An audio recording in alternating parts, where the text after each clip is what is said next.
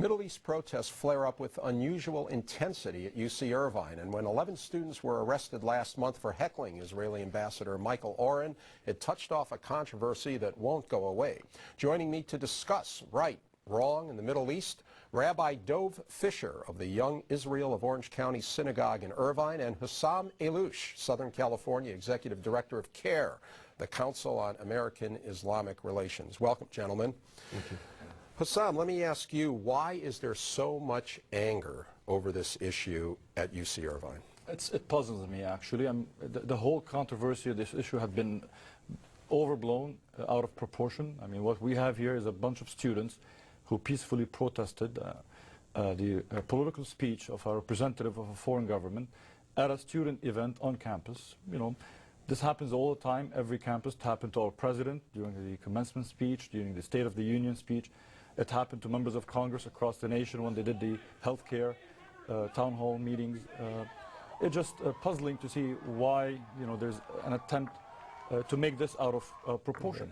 And viewers are seeing right now the protests, so folks can judge for themselves. Dov, what's your feeling? Was it just a peaceful protest by students? This doesn't happen all the time, not in the United States. In the United States, I'm a graduate of Columbia University, a political activist campus. People do not get up and disrupt speeches. That's not the American way.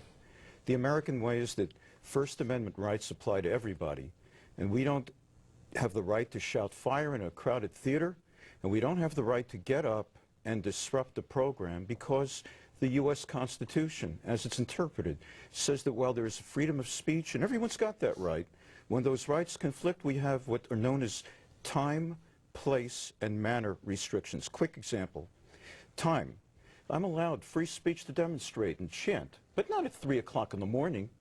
Place. I'm allowed to go ahead and hold a protest, but I'm not necessarily allowed to go into a funeral home and start screaming in the middle of somebody's funeral. Manner. I'm allowed, for example, to go around and petition, but I'm not allowed to go on the ice during the middle of a hockey game and decide to ask one of the skaters on a breakaway, would you sign a petition for me? Well, there are restrictions. There are the other reasons that would be ill-advised, probably. Absolutely. But well, should these students be, how severely should they be punished? Do you think they should be expelled? I'm a very moderate person. I don't think we should do to them what would happen to them if they tried doing that in Saudi Arabia or in Iraq or Syria or one of those countries. But I do think that at the very least they should be suspended, with a warning that the next time there will be an expulsion. For those who did this and are not American citizens but simply here on visas, they should be expelled from the country, much as, Rick, you know, a guest. When I'm in my own home, I can put my feet on the furniture. When I'm a guest in someone else's home, I don't put my feet on the furniture. Okay.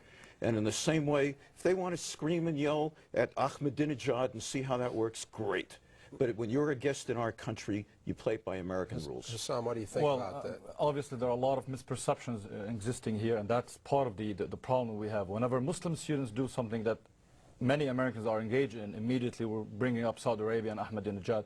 These are American citizens doing what average Americans, you know, not my type of protest, but that is freedom of speech. The ambassador chose to represent a country charged with war crimes, to come unrepresented and justify its criminal behavior against Palestinians. That is his free speech. Not my cup of tea, but I will respect his choice. The students chose to stand up for a few seconds, protest, vocally protest, you know, calling him a war criminal in few seconds, and peacefully, willingly leave on their own. In total, there were 10 students, 8 seconds each, 80 seconds. He had about an hour and a half. Do you think there should be any, do you think there should be any punishment? Absolutely. I think what should be is, this should be a teaching moment. We should be getting together as outside organizations, community organizations, working with the university to find ways to promote dialogue and debates on campuses. We don't want Israel to become a topic that we cannot discuss. You know, if our president gets interrupted, and he praises it, actually when he was interrupted he said, I respect the courage of the anti-abortion activists. If the president can do this, you know, why shouldn't we be able to do it with others? And it's important to notice one thing also. It seems there is a selective and excessive attempt to enforce university codes here. These type of interruptions have happened all the time. It comes with the territory. I speak on a regular basis, and it happens all the time. Do you get interrupted? I get interrupted all the time, and I respect people. I don't like it happening to me, but I understand that the same right given to these people to interrupt me is the same right that is given to me to speak. And I would say, even at UCI itself, pro-Palestinian speakers had been interrupted on record, on video, and there hasn't been a single case where those students who interrupted had been penalized. It seems there is an attempt to silence people when it comes to Israel. Do you think there's a double standard here, Dov? Rick, you know, as I was listening, I was just thinking, can you imagine if I were sitting here now and for the last 3 to 4 minutes just been interrupting as my colleague here was speaking, if I had just been chanting and interrupting on your show right now so that the viewers at home wouldn't be able to understand a word, we wouldn't have an American-style dialogue, but instead I would just be making it impossible for anybody to be educated on any level. If we're going to have teaching moments, we can have teaching moments. My colleague again here has spoken about the war crimes. There are countries in the Middle East that have committed extraordinary war crimes. Syria, Saudi Arabia, Iraq, Iran. Absolutely war crimes. The Palestinian leader, Haj Amin al-Husseini, was allied with Adolf Hitler during World War II.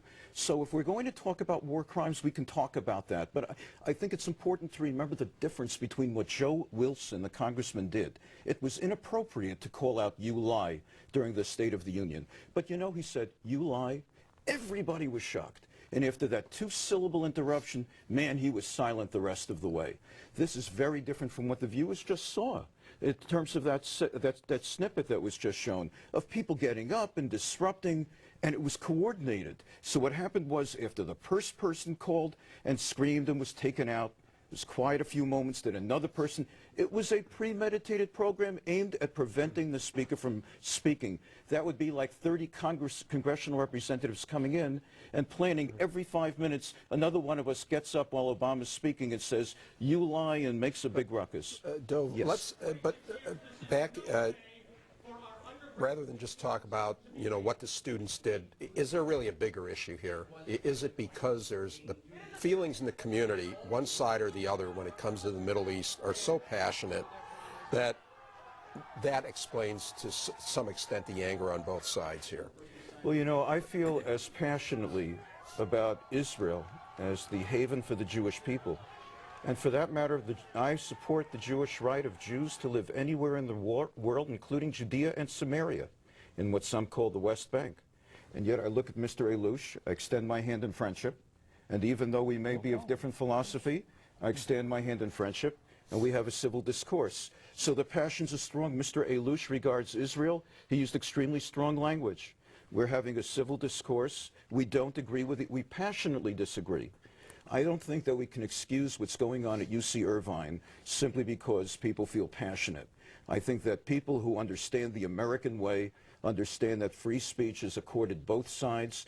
Each side may express itself and have their own guest speakers. It's interesting. You said it was American for the students to protest. I hear Dov saying that the American way is not to interrupt a speaker who's talking on a campus. Well, if we didn't have civil disobedience, we wouldn't have Martin Luther King, we wouldn't have Rosa Parks, we wouldn't have the civil rights movement. You know, protesting. Are you comparing the civil disobedience of Martin Luther King, a pacifist, to those who support Hamas, terrorists, I think that's a leap. I don't think we know anything about their political views. What they did is, protesting Israel does not make a person automatically a supporter of Hamas.